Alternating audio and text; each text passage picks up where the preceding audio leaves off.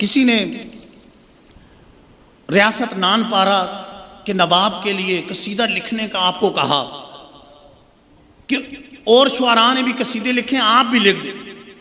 بعض کتابوں میں یہ بھی پڑھا ہے کہ اس وقت آپ مدرسہ تعمیر ہو رہا، چلو ادھر فنڈ آ جائے گا، لیکن اعلیٰ حضرت رحمۃ اللہ تعالی علیہ کی زندگی تو حضور کی غلامی کے لیے وقف تھی، تو آپ نے اس وقت اپنی مشہور زمانہ نعت لکھی۔ کسی اور کے بارے میں کہا گیا تو آپ نے کہا میں کسی اور کے لیے نہیں لکھتا، تو میں تو اپنے محبوب کریم کے بارے کی نعت لکھوں گا۔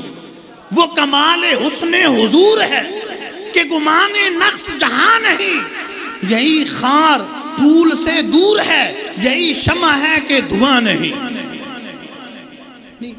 آدمی کسی سے محبت کرتا ہے تو اس سے تکلیف بھی ہوتی ہے۔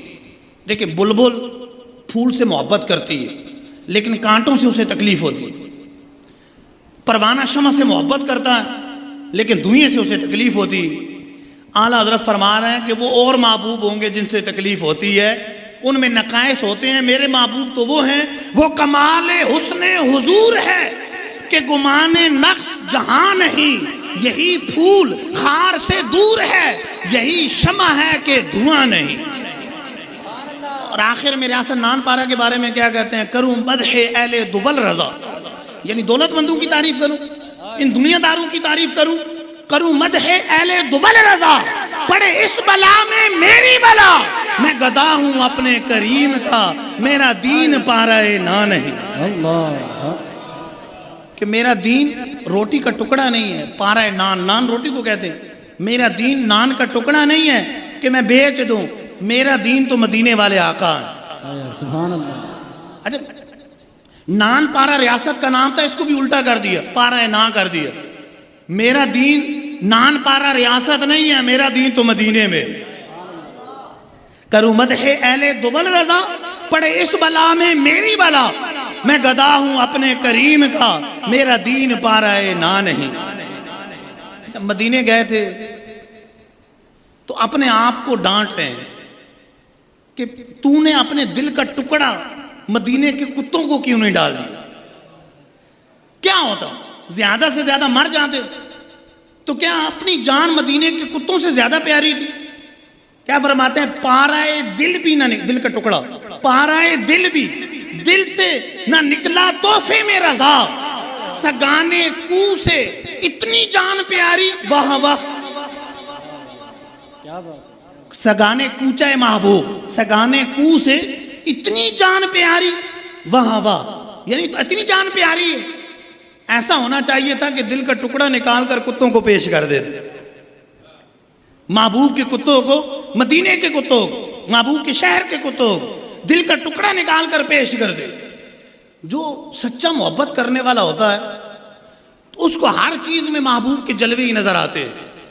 اور واقعی جو یہ سرکار کے عاشق ہیں، سچے عاشق ہیں، یہ اس جہاں کی رونق ہے، یہ جہاں کی رونق ہے۔ رونق بزم جہاں ہے، خود فرماتے ہیں رونق بزم جہاں ہے، عاشقان سوختہ، سوختہ جلے ہوئے عاشق، دل جلے عاشق۔ رونق بزم جہاں ہے، عاشقان سوختہ، کہہ رہی ہے گویا کہ شمع کی زبان، کہہ رہی ہے شمع کی گویا زبان سوختہ۔ اچھا شمع جل رہی ہوتی ہے، شمع جلتی، پہلے شمع جلاتے تھے، اب تو یہ لائٹیں آ گئی، اب بھی کبھی بجلی جاتی ہے تو ہو سکتا ہے بعض جگہوں پہ شمع جلتی ہو، موم بتی جلتی ہو۔ اچھا موم بتی جلتی ہے، خود جل رہی اور ہر طرف روشنی پھیلا رہی، کسی بزم کے اندر ہے تو وہ روشنی پھیلا رہی، خود جل رہی۔ تو اعلیٰ حضرت فرما رہے ہیں کہ جو عاشق ہیں، حضور کے سچے عاشق ہیں، یہ خود جل رہے ہوتے ہیں اور تمام جہاں کو رونق دے رہے ہوتے ہیں۔ رونق بزم جہاں ہے، عاشقان سوختہ، کہہ رہی ہے شمع کی گویا زبان سوختہ۔ اچھا چاند کی طرف نظر پڑتی ہے تو بعض لوگ کہتے ہیں بڑھیا چرخہ کاٹ رہی ہے، یہ ہو رہا ہے وہ ہو رہا ہے، داغ دیکھتے ہیں نا چاند کے اندر۔ اعلیٰ حضرت رحمۃ اللہ تعالی علیہ کی بھی نظر پڑی، لیکن آپ کیا فرماتے ہیں؟ آپ سمجھاتے ہوئے کہتے ہیں کہ چاند اگرچہ نور ہے لیکن میرے آقا ایسے نور ہیں کہ ان کی حقیقی نور کی تجلی کوئی برداشت نہیں کر سکتا۔ کہ ایک مرتبہ سرکار دو عالم صلی اللہ علیہ وسلم نے چاند کو اشارہ کیا تھا، چاند 2 ٹکڑے ہو گیا، وہ حدیثوں میں واقعہ موجود ہے، چاند 2 ٹکڑے ہو گیا تھا۔ فرماتے ہیں حضور نے جو اشارہ کیا تھا اس وجہ سے آج تک چاند کا سینہ جل رہا ہے۔ برق انگشت نبی، برق بجلی کو کہتے ہیں، برق انگشت نبی اس پہ چمکی تھی ایک بار، آج تک ہے سینہ ماہ میں نشان سوختہ۔ فیض رضا، نعرے کا جواب دیجئے زوردار آواز سے، فیض رضا، جاری رہے عشق و محبت، عشق و محبت، عشق و محبت، عشق و محبت۔ اللہ یا رسول اللہ، یا رسول اللہ،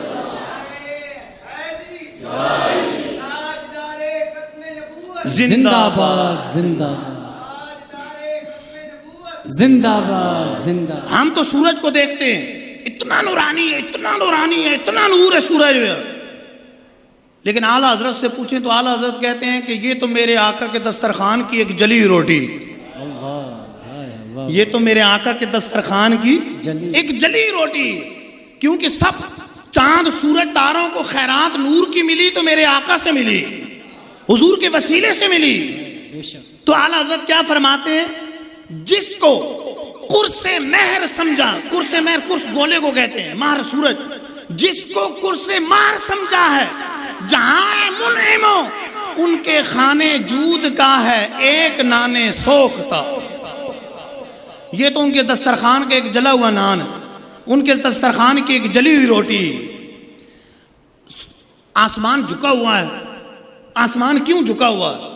اعلیٰ حضرت رحمۃ اللہ تعالی علیہ سمجھاتے ہیں کہ ایک حدیث پاک میں بھی ہے کہ زمین آسمان کے اندر مناظرہ ہوا، زمین نے جب یہ بتایا، یہ کہا کہ میرے اوپر تو حضور کا آستانہ ہے، میرے اوپر مدینہ ہے، اس تانے سے، اس جواب سے آسمان کی کمر جھک گئی، فرماتے ہیں خم ہو گئی، خم ہو گئی پشت فلک اس تانے زمین سے، سن ہم پہ مدینہ ہے وہ رتبہ ہے ہمارا، سبحان اللہ، سبحان اللہ، ہم پہ مدینہ ہے ہمارا یہ رتبہ۔